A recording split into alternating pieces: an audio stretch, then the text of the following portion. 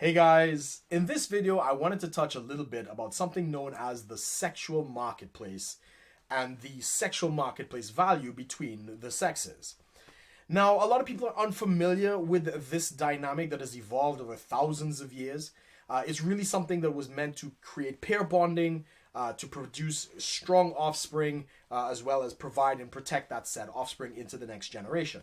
So this is something that has come up over centuries of male-female dynamics. And a lot of people are unfamiliar with this.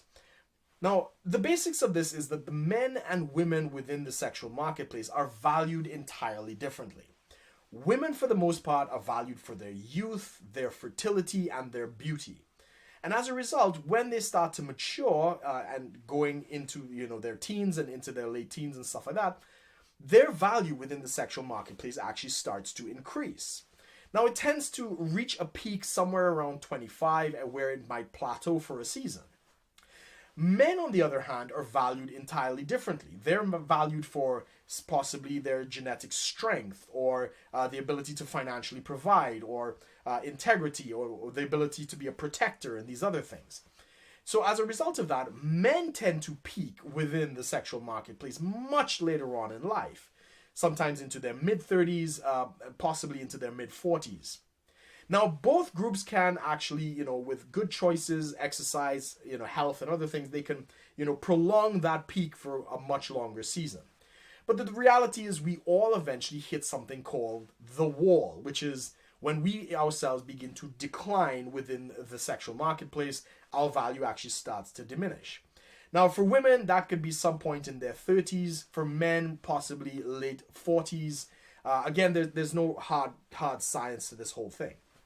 Now, because women do not understand this, and thanks to the likes of things like feminism that are pushing women to the idea that, they could put off marriage and all this other stuff to much later on in life, as well as, with the aid of social media that's made this thing entirely worse, a lot of women in their mid-20s are spoiled for choice. So they're suddenly hitting their prime at 25. They're getting the attention of maybe younger men, as well as older men, probably up into their 50s. These guys are probably giving them attention. The problem is that for every year she waits, she's now in competition with the new batch of 25-year-olds that have suddenly come into their prime.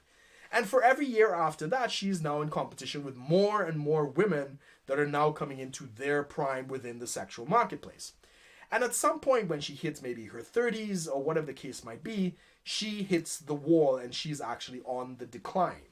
And this is the common complaint that a lot of these professional women are saying, that men their own age suddenly are not interested in them anymore, simply because a woman who may be 35, the man who is 35 is now in his sexual peak within the sexual marketplace.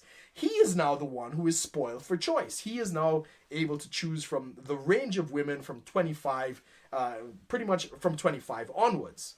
And this is what a lot of women do not seem to understand. And men don't necessarily understand it either. So again, thanks to feminism and as well as social media, a lot of these women, they might be hitting the gym, taking really sexy photographs or whatever the case might be. They're getting a lot of likes and snaps and all this other kind of attention. And because of that, they believe that their sexual marketplace value is a lot higher than it actually is. Now, we all love to see the girl that's fit out there. She might be in her 30s, 40s, possibly even her 50s, that's looking great. And yeah, that's awesome and stuff like that. But it doesn't change the fact that overall in the scenario, their value within the sexual marketplace is on the decline. Now, yeah, we could try and push it back as much as we can, but we're all going to hit this wall eventually. We're all going to be on the decline end of this scale. So it's not uncommon for the guy who's coming up, who probably never got the attention of the popular girl when he was in high school, college, university, or whatever the case might be. Later on in life, in his 30s, possibly his 40s, he is suddenly able to pick and get the attention of the new popular girl that's come into her sexual peak around 25. So again, it's not uncommon for much older guys to end up with these younger girls. Sometimes that dynamic really works, and again, it has everything to do with the sexual marketplace value.